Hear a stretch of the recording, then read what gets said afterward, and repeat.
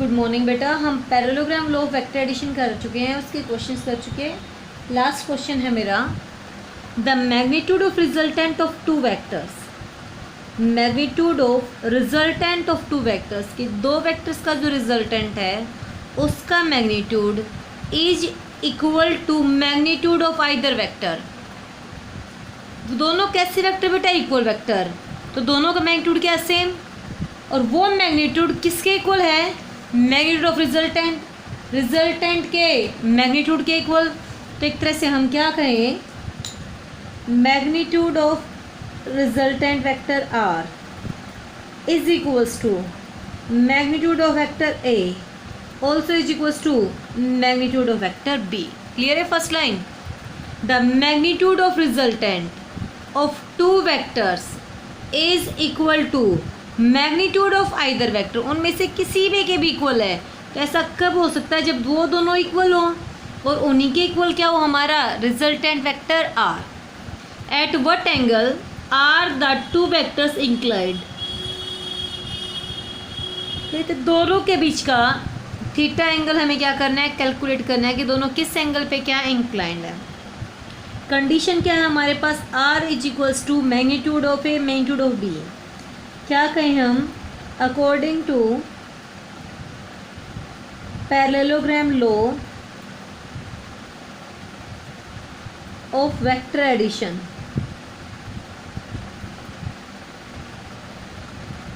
According to parallelogram law of vector addition क्या होता है हमारे पास? R is equals to A square plus B square plus 2ab cos of theta. ये होता है ना हमारा, यहाँ से हमारा आर का मैग्नीट्यूड भी आर, ए का मैग्नीट्यूड भी आर, बी का मैग्नीट्यूड भी आर। करवा दें value put. So R is equals to A का magnitude is equals to R, R square, B का मैग्नीट्यूड भी R, R square plus 2, A का मैग्नीट्यूड आर, बी का मैग्नीट्यूड भी आर, इनटू में कोस ऑफ थीटा। हमें theta की value क्या करनी है बेटा? यहाँ से कैलकुलेट करनी है। देखो एक बार क्या आया हमारे पास? R is equals to R square plus 2r square cos of theta, R square plus R square 2r square plus 2r into R, R square cos of theta under root squaring both side, squaring both sides. क्या आएगा हमारे पास बेटा? ये R square is equals to 2r square plus 2r square cos of theta.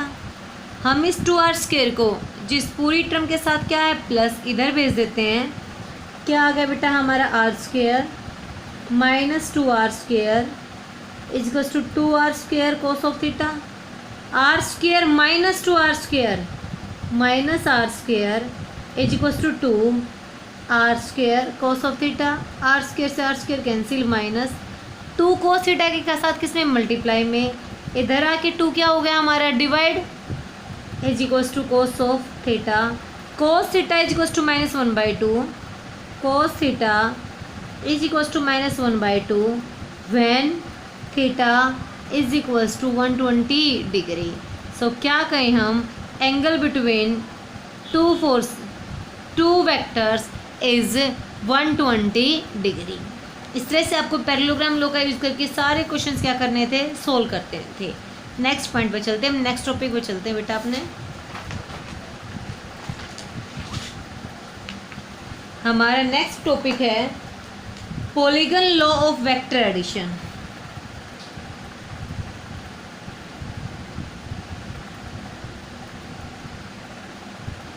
Polygon law of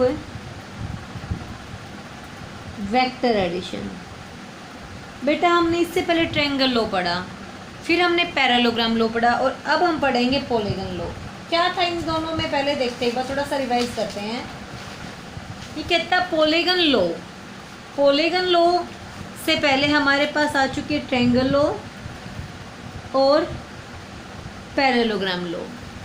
triangle लो और parallelogram में क्या difference था और पॉलीगन में क्या डिफरेंस है। देखो भाई, सबसे पहले ट्रायंगल लो कहता अगर हम किन्हीं भी दो वेक्टर्स को किसी ट्रायंगल की टू साइड्स पे रिप्रेजेंट कर दें हैविंग सेम मैग्नीट्यूड, जो मैग्नीट्यूड पहले है वही magnitude, and same direction, same magnitude और सेम डायरेक्शन में, तो ये कहता है उन दोनों का रिजल्टेंट इसी ट्रायंगल की थर्ड साइड पे होगा but in opposite order.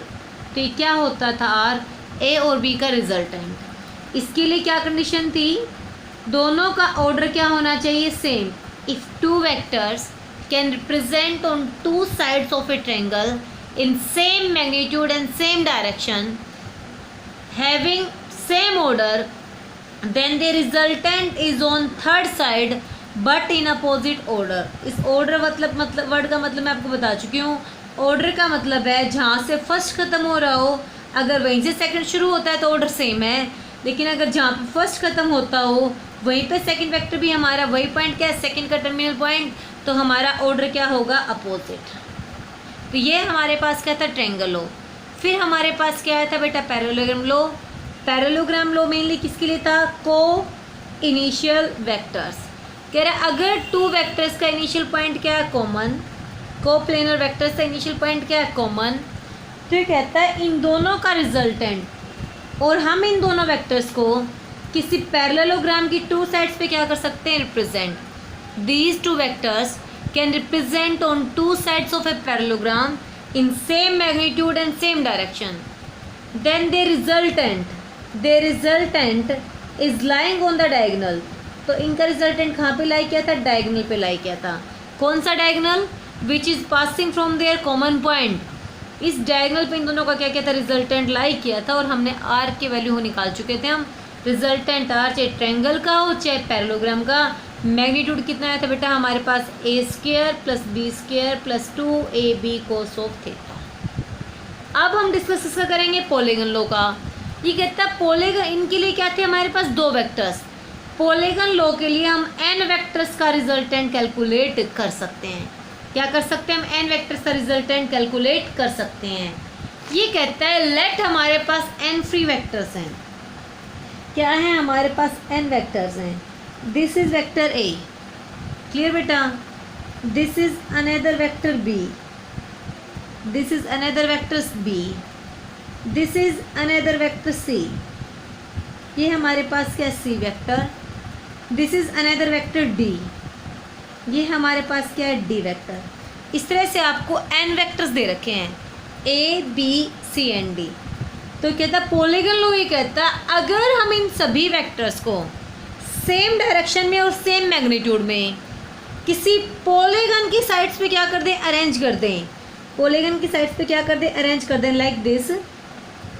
This is vector A having same magnitude and same direction. Next this is vector B, this is vector B having same magnitude and same direction. This is vector सी, ये हमारे पास क्या आ गया, vector C, and this is vector D, और ये क्या आ गया हमारे पास, वेक्टर डी। सपोज करो एक और वेक्टर भी है, क्या है, vector E, and this is vector E. Clear बेटा। तो हमने क्या किया, जितने भी गिवन वेक्टर्स थे सभी को एक पॉलीगन की साइड्स पे क्या कर दिया, अरेंज कर दिया। ओपन पॉलीगन है जिसकी ये साइड क्या है हमारे पास, ओपन, ये साइड क्या है हमारे पास, ओपन। तो ये कहता है इन सभी वेक्टर्स, और नेक्स्ट कंडीशन, फर्स्ट कंडीशन तो क्या थी, all vectors can represent on n sides of A polygon having same magnitude and same direction. सभी का मैग्नीट्यूड भी सेम होना चाहिए और डायरेक्शन भी ओरिजिनल होनी चाहिए। फिर क्या कहता है, and all vectors are in same order, सभी का ऑर्डर भी क्या हो, सेम हो। ऑर्डर मीन्स जहाँ पे फर्स्ट वेक्टर खत्म हो रहा है वहीं से सेकंड शुरू है, तो ऑर्डर क्या होता है, सेम। ऑर्डर भी क्या हो, सभी का सेम। तो कहते हैं इन सभी का रिजल्टेंट इसी पॉलीगन की ओपन साइड पे लाई करेगा। Resultant lies on open side but in opposite order, लेकिन उसका ऑर्डर क्या होगा, अपोजिट। ऑर्डर अपोजिट मीन्स जहाँ पे इन सब का ऑर्डर खत्म हो रहा है वहीं पे ये वेक्टर क्या होगा, खत्म होगा। तो इसको बोलते हैं हम polygon law of vector addition. क्या कहें हम, if n vectors can represent on n sides of an open polygon respectively in same order then the closing sides in opposite order will represents the resultant. तो closing side in opposite order किसको represent करेगी, resultant को represent करे। तो statement क्या बनी बेटा polygon law of vector addition की, it states that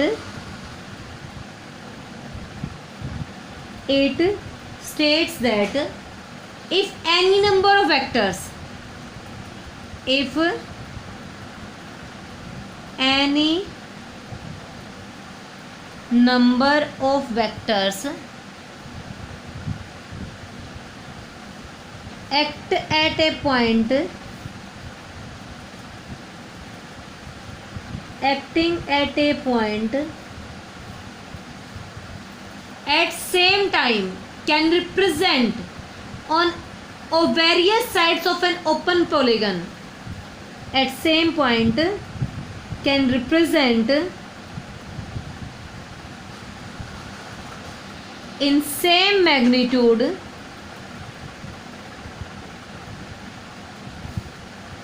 and direction on and various sides of an open polygon,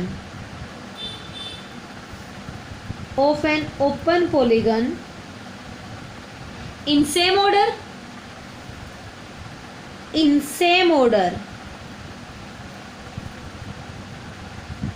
then the resultant, तो उनका resultant can represent on open side, उनका रिजल्टेंट किस पे रिप्रेजेंट करेगा, ओपन साइड पे, but in opposite order.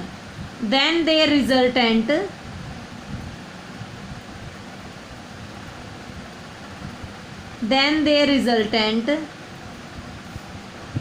Can represent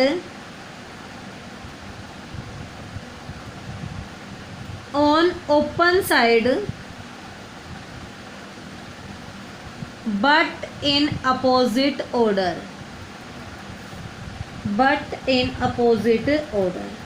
तो जो open side होगी बेटा वो हमारी क्या कहलाएगी, उसका रिजल्टेंट कहलाएगी। हम इसका प्रूफ देखते हैं बेटा कि क्यों कहा हमने ऐसा प्रूफ। ये कहता हमारे पास क्या थी, एक पॉलीगन ये थी हमारे पास भाई, this is vector a, this is another vector B, this is vector c, this is vector d and this is vector e. ये थी ना हमारे पास vector a, vector b, vector C and vector d e. और ये हमने क्या कहा कि हमारे पास क्या आना चाहिए, इसका रिजल्टेंट आर। हम प्रूव करते हैं बेटा, चेक करते हैं ये रिजल्टेंट वेक्टर आर है। सबसे पहले मैंने ट्रायंगल ली, P Q S T U. R नहीं लिया क्योंकि आर हमने नोटेशन ले रखी है। तो मैंने सबसे पहले फर्स्ट ट्रायंगल कंसीडर की, इन ट्रायंगल पी क्यू एस में पी क्यू और क्यू एस पे ए और बी वेक्टर प्रेजेंट है, जिन दोनों का ऑर्डर क्या है, सेम। सो इन दोनों का रिजल्टेंट इसी ट्रायंगल की थर्ड साइड पे होगा R1 वेक्टर, और ये क्या होगा, ए और बी का resultant.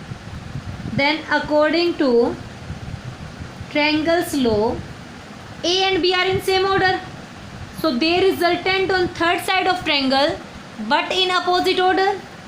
So vector A plus vector B is equals to R1 vector. क्या बन गया ये हमारा R1 वेक्टर। अब मैंने ट्रायंगल ली P S T. Now in triangle P S T ये हमारे पास क्या बन गई, पी एस टी। एक तरह से ये बने हमारे पास P S O T. P S पे क्या है वेक्टर R1, एस टी पे क्या है वेक्टर सी। R1 और सी का दोनों का ऑर्डर क्या हो गया सेम। सो इन दोनों का रिजल्टेंट इसी ट्रायंगल की थर्ड साइड पे होगा but in opposite order. So this is vector R1 in same order में वेक्टर C। सो दोनों का रिजल्टेंट इसी ट्रायंगल की थर्ड साइड पे कितना होगा बेटा हमारे पास vector R2। Then according to triangle law R1 vector plus vector C is equals to R2 vector. तो क्या आ गया हमारे पास R2 वेक्टर आ गया बेटा। R1 ये R1 हमारी इसी के साथ क्या है हमारे वेक्टर C, दोनों का ऑर्डर क्या है सेम। R1 और C वेक्टर का ऑर्डर क्या है सेम। तो दोनों का रिजल्टेंट इसी ट्रायंगल की थर्ड साइड पे but in opposite order. Now in triangle PTU ये हमने क्या ले ली, कोई भी ट्रायंगल ले ली। क्लियर बेटा। R2 और D इसकी क्या है, दो साइड्स पे हैं। सो R2 plus vector D R2 plus vector D दोनों का ऑर्डर क्या हो गया सेम। और इसी की थर्ड साइड क्या बनेगी हमारे पास वेक्टर R3। इसी की थर्ड साइड को क्या कहते हैं मैंने vector R3। R2 plus D is equals to vector R3 according to triangle law of vector addition. अब हम क्या लेंगे now in triangle, last triangle क्या बचे हमारे पास PU, इसको मैं नाम दे दिया बेटा V। In triangle PUV, in triangle PUV, PUV पे ट्रायंगल कौन सा, PU पे वेक्टर कितना R3, UV पे वेक्टर E। सो क्या करें हम R3 और E वेक्टर का ऑर्डर क्या है सेम। तो इन दोनों का सम इसी ट्रायंगल की थर्ड साइड पे वो किसके इक्वल है, वेक्टर R के इक्वल है। और साइड किसके इक्वल है, वेक्टर R के इक्वल। देखो बेटा मैंने फर्स्ट ट्रायंगल ली PQS, ये हमने ट्रायंगल की बात की। First triangle, second triangle, third triangle और ये हमारे पास क्या है लास्ट फोर्थ ट्रायंगल। तो फर्स्ट ट्रायंगल में A और B का ऑर्डर क्या था सेम, दोनों का सम किसके इक्वल आ गया third side but in opposite order that is R1। So A plus P किसके इक्वल आ गया R1। अब मैंने ट्रायंगल ली 2, ये वाली ट्रायंगल, R1 और C का ऑर्डर क्या है सेम, रिजल्टेंट किसके इक्वल होगा R2 in opposite order. So R1 plus C is equals to R2 vector. Third triangle ली जिसके एक साइड पे क्या है R2, सेकेंड साइड पे क्या है वेक्टर D, दोनों का ऑर्डर क्या है सेम। तो रिजल्टेंट किस पे होगा थर्ड साइड पे but in opposite order. So R2 plus D is equals to R3। Last triangle 4, एक साइड पे क्या है हमारा R3, नेक्स्ट साइड पे क्या है E, R3 और E का ऑर्डर सेम। तो दोनों का सम किसके इक्वल होगा third side but in opposite order that is vector R। So R3 plus C is equals to vector R। हमें प्रूव क्या करना है कि इन सभी का resultant vector A plus vector B plus vector C plus vector D plus vector E कितना आना चाहिए बेटा वेक्टर R। इन सभी पांचों साइड्स का रिजल्टेंट किसके होना चाहिए वेक्टर R के इक्वल। देखते हैं भाई, ये कहता है R3 की वैल्यू पुट करवाएं हम। सेकेंड इक्वेशन, थर्ड इक्वेशन से R3 की वैल्यू कितनी आई है, put value of R3 R3 की वैल्यू कितनी आई थी R2 प्लस D। R3 की वैल्यू कितनी होगी R2 plus D plus vector E is equals to vector R। फिर से हमारे पास R2 की वैल्यू है, R2 कितना है R1 प्लस C, हमने पुट करवाया R2 की जगह पे R1 plus vector C plus vector D plus vector E is equals to vector R। अब फिर से हमारे पास R1 की वैल्यू बेटा R1 की वैल्यू कितनी है हमारे पास vector A plus vector B। R1 की जगह पे vector A plus vector B plus vector C plus vector D plus vector E is equals to R। So क्या कह सकते हैं हम, vector A plus vector B plus vector C plus vector D plus vector E is equals to vector R। So vector R is resultant of all n vectors which can represent on sides of an open polygon in same order। सभी का order क्या होना चाहिए same. then the resultant is on open side but in opposite order. Clear बेटा, ये क्या कहलाता है हमारा polygon law of vector addition. यहाँ पे वो पॉइंट भी ओबे होता है कि अगर सपोज करो इन सभी के ऑर्डर के अलोंग हमारी ओपन साइड आर का ऑर्डर भी आ जाए तो इन सभी का रिजल्टेंट क्या हो जाएगा, ज़ीरो हो जाएगा। If all N sides of N close polygon, close हो चुका, are in same order then the resultant is zero, तब उनका रिजल्टेंट क्या होगा बेटा, ज़ीरो होगा। This is polygon law of vector addition.